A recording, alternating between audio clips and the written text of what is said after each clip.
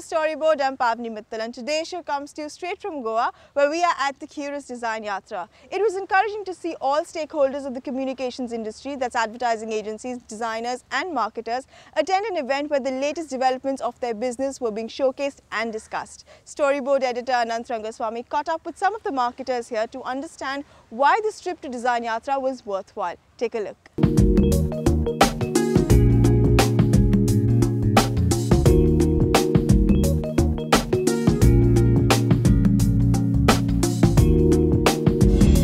Hello, Pooja. Hi. Good to see you in Goa. Good to see you at Kyoorius. Yes. So tell me, what is it that keeps bringing you back here? I think the whole setup, the way the conference is designed, and every time you learn something different, and everything is new. So it's not like what you have learned or what you've seen last year will be the same thing. And there's no as such platform which is there in India right now or currently where I can go and learn different things. So I think it's a great platform and I want to keep coming back. Alok, you've come here for the 7 out of 9 editions of the Kyoorius DesignYatra. So what makes you keep returning to this place? So there are 2 or 3 parts to this, yeah. So I'm here out of deep personal interest, of course. The interesting thing about Kyoorius DesignYatra is that it actually redefines what design means. It's not limited to product design or graphic design or anything else. So it actually pushes design in various formats and various boundaries. What I've discovered over the years is designing is too important to leave to designers alone. I think marketers have an equivalent stake in creating a good brand design that works for them. In a B2B setup, one could argue that design really has no place, but I would argue otherwise. I think we do realize that there is a space and a need for good brand design, which is not just logo, but it's about how do we restructure business, how do we create marketing design in a sense that works for our customers, and I think it's a great learning platform. Dipali, you are a first-time visitor delegate to DesignYatra. So tell me what prompted you to come here, and having been here for the first 2 days, do you think it's been worth your time? Okay, so I think friends recommended Kyoorius to me, and when they also recommended that the lineup of the speakers is international, it's great, it's curated very well. And I personally also think that design has a very great role to play in a marketeer's job. I tend to think that marketers are actually, curators of design, in a sense that they are always accepting or rejecting, design work from the agencies that they work with. And with increasingly digital coming into the, the interactive design has started playing a strong role, where agencies are no longer just the guardian of the brand that you have and you're dealing directly with the technology companies. So they have to play this role even more. And in the service industry, and especially in one like ours, you also have to design spaces. And marketers' involvement is over there also, because the brand experience is also the experience of the spaces that are getting created inside a hospitality space. So I'm involved in, let's say the souvenir stores that we have, or the, spaces that we have. And I think therefore I felt that, developing a design sensibility which is latest, which is new, getting to know what's happening around the world would be a great idea. So Alok, tell me, you've attended all the sessions. Yes. Is there one standout session where you say you have learned something which you believe you can apply? The first one is the session by David Berman yesterday, and he spoke about don't do good design, do good. I think increasingly we are realizing that as a corporate, unless we own an advocacy group, unless we own a cause that we believe in, business is not going to be business as usual. I think he just underlined that nascent thought that's happening within Ashok Leyland right now. The fact that we have to own a cause and that we have to make sure that the community benefits out of what we do, that's the only way to build sustainable businesses, right? So that was an extremely crucial and important session for me. Dipali, is there a session that you've seen which will help you when you go back to your job? I think Jonathan Ford's session and the cases that he covered from retail food space and the Cadbury's case were quite revealing, because they give you the message that you've got to start thinking of great design while you're successful at it, and think ahead of future. And I think that's a kind of work you would want to go back and take to your teams and say, okay, rethink and keep on thinking about great design. I think the second session was the MIT Media Lab session by Dhairya and Deepak, which just pushes the envelope and just makes you believe that nothing is impossible. So I think these are two sessions which stand out in terms of learning, and there are lots of notes, and I'm going to be doing a session with my team when I go back. Right. Pooja, what about you? What are you going to take back and apply in your job? It's really nice to see that they also got what you are, I mean, how you look at it, and other people also get the same thing, which is nice. I think David Berman was one of the person I was completely moved by, because as he said, don't do just good design, do good. That you can really apply. Forget about just listening to him and all. You can really see it implementing, and in lot many manners at Pidilite we are doing that. And I'm doing a certain kind of project where I'm working with an artisan, where it is about not just doing, it's doing good, it's not just doing design. So it's very interesting. Staying with you, Pooja, so will you be at DesignYatra next year? Yeah, I think so. And why will you be here? First, it's going to be the 10th one, which is going to be a big one. And I think, as I said before, I see this as a learning stage, and every time you come, you evolve yourself and you learn something else. So I think I will be back. Alok? Oh, absolutely. I'm a huge, strong advocate. I tell everybody to attend. So I will be here. There's no question about it. It's about learning. It's about discovering new things. It's about stepping out of your cocoon and discovering so much that's happening around you. And hopefully it's about taking stuff back that you can apply into your life, into your businesses, and build stronger, more sustainable brands. So I will be back, yes. Yeah. Dipali, are we going to see you back here? Absolutely. The examples that one has seen and the kind of design sensibility one develops after coming here also makes me believe that some other members from the group Mahindra team, as well as some of the other functions within Mahindra Holidays, should also be there. And I'm going to take that proposal back to them. So I'm going to be back here next year. With marketers showing increased interest in design, should advertising agencies follow suit? Perhaps they should, lest designers eat into their revenue. On that note, we're going to take a short break. When we come back, SapientNitro's Gaston Legorburu and Made by Many's Tim Malbon. Welcome back, you're watching Storyboard. The collision of digital and design dominated most of the conversation here at the Kyoorius DesignYatra. I caught up with SapientNitro's Gaston Legorburu and Tim Malbon of Made by Many to understand the changing nature of their business. Listen in. Welcome to Storyboard. First question I want to ask you is, you spoke a lot about experiences, especially today when brands have to go out and build experiences. So are you saying that advertising doesn't matter that much anymore? I think that it's connected. I think that if you believe that advertising will solve all problems, then I think you fall really short of doing what you need to do. I think agencies have evolved. I think CMOs. How many CMOs are more focused on the products and services that these brands actually produce? How connected are those things? The role of a CMO is growing, and I think it's because of that, and that's why the role of an agency needs to grow. So how is the shift in approach from the brand being the hero of the story to the consumer being the hero of the story better poised for success for brands? From a human and a storytelling perspective, it's not a new idea. Okay. It's just more relevant today because you have the conductivity in social media that it's just you want that. You want to spend this much on an event or this much on some activation, and you want it to spread like this. And if it's just you talking about you, kind of gets drowned out. So can you give me an example of a brand that has made this shift?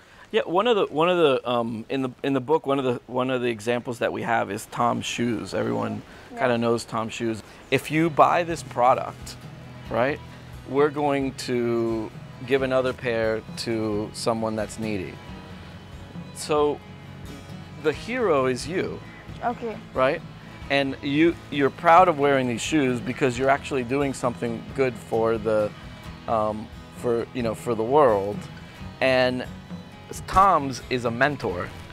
You're the hero. So the shift in role is there. The shift of role is there, and I think that you really start thinking about how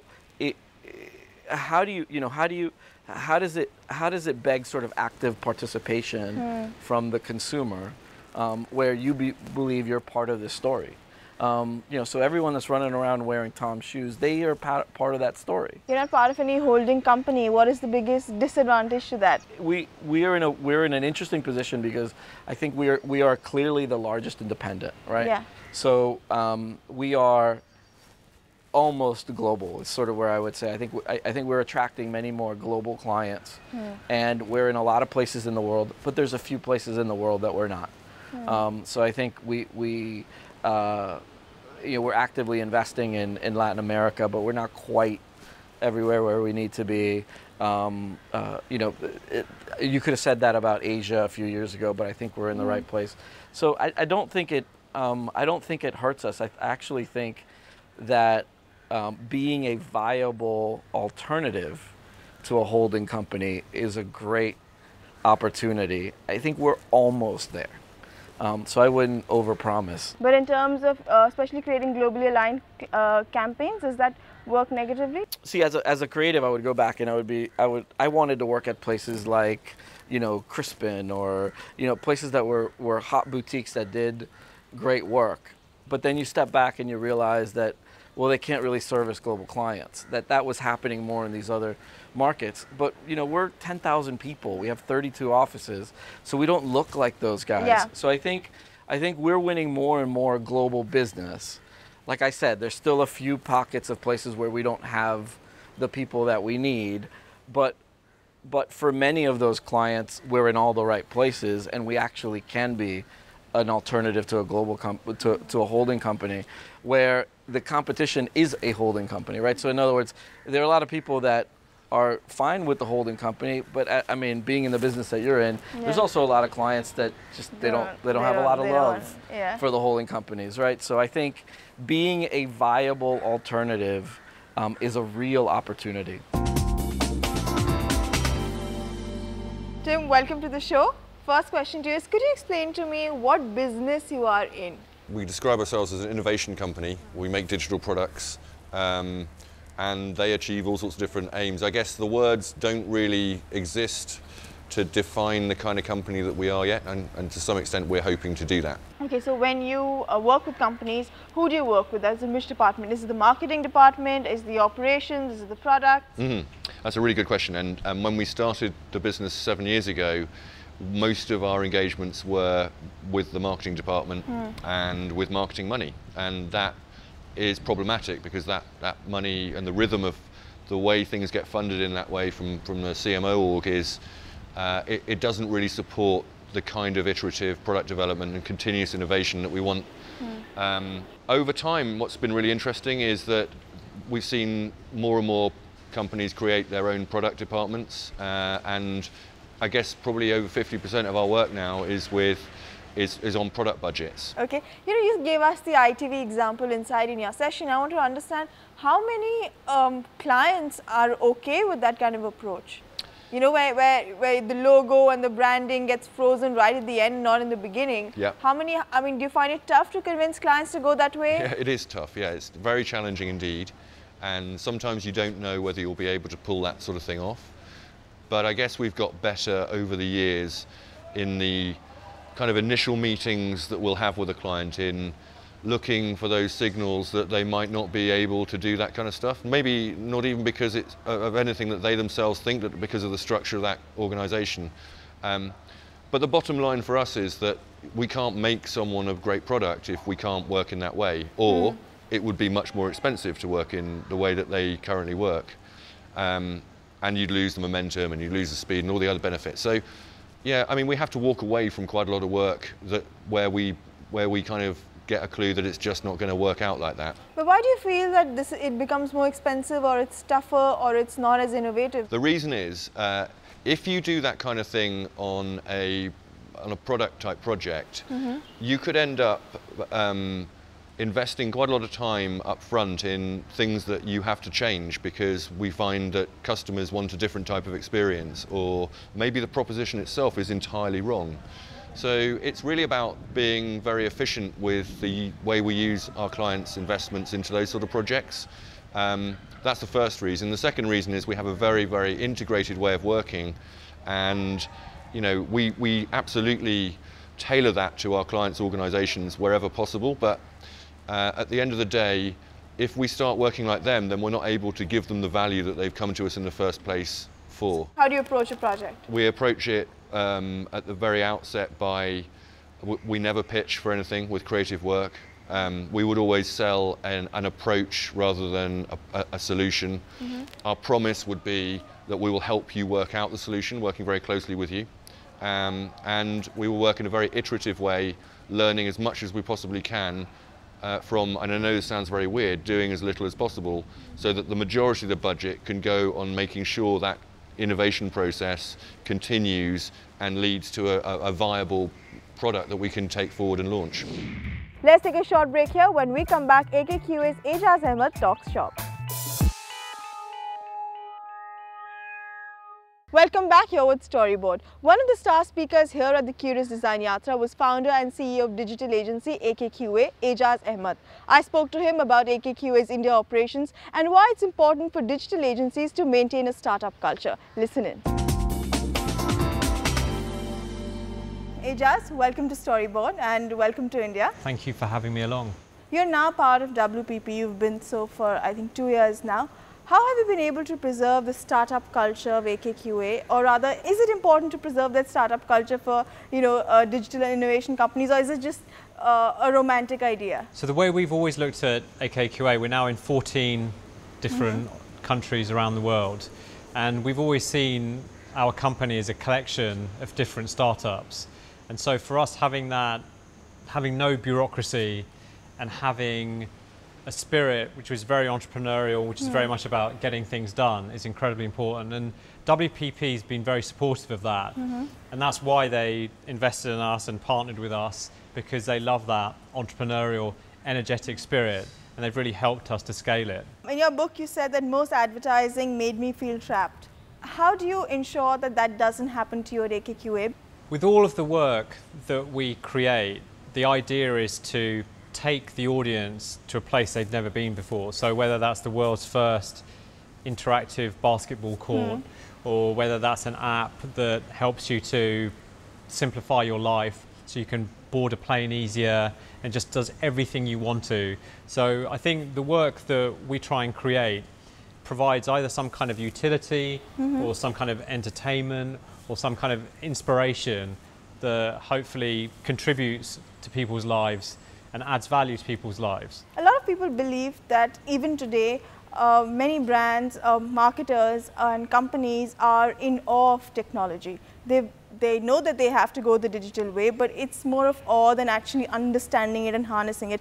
Do you share the same opinion? We grew up with technology as ubiquitous as so analog and so digital has now, in terms of share of mind, has completely overtaken any aspect of analog, and that's where all the excitement is. In some cases, if not all. So I think what you find is in mature organizations where the leadership is quite mature, you have reverse mentoring, where you have the next generation of talent that's providing inspiration to the organization's leaders, and they're helping them to understand the impact of technology and how the changing landscape is affecting audiences all over the world.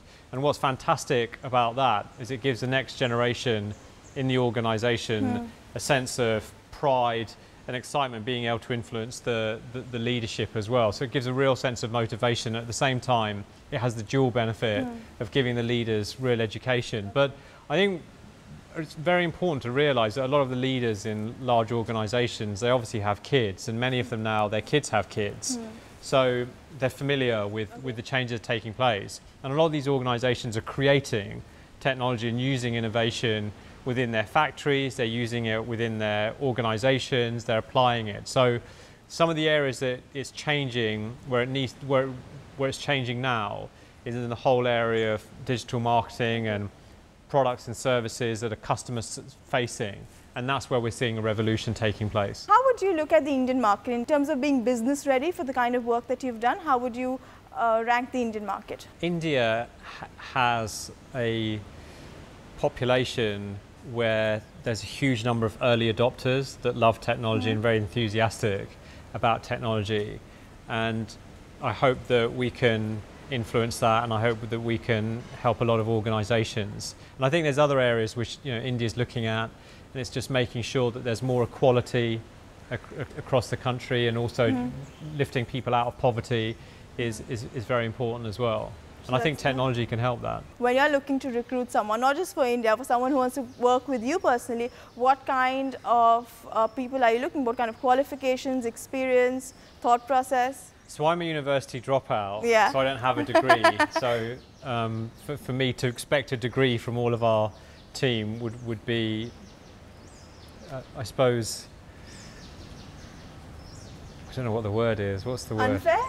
Yes, unfair, I suppose. So we're just looking for really great people, and people who love creating new things, people who are conscientious, people who work hard, people who don't take themselves too seriously. I think what's important to us is a positive, optimistic attitude, and people to take responsibility. And I think when we have that, you get some extraordinary, marvellous results. And with that, it's a wrap on the show for this week. Stay connected though. We're on Facebook, Twitter, YouTube, and there's also the brands page at firstbiz.com. We'll see you next week. Until then, from everyone here, thanks for watching.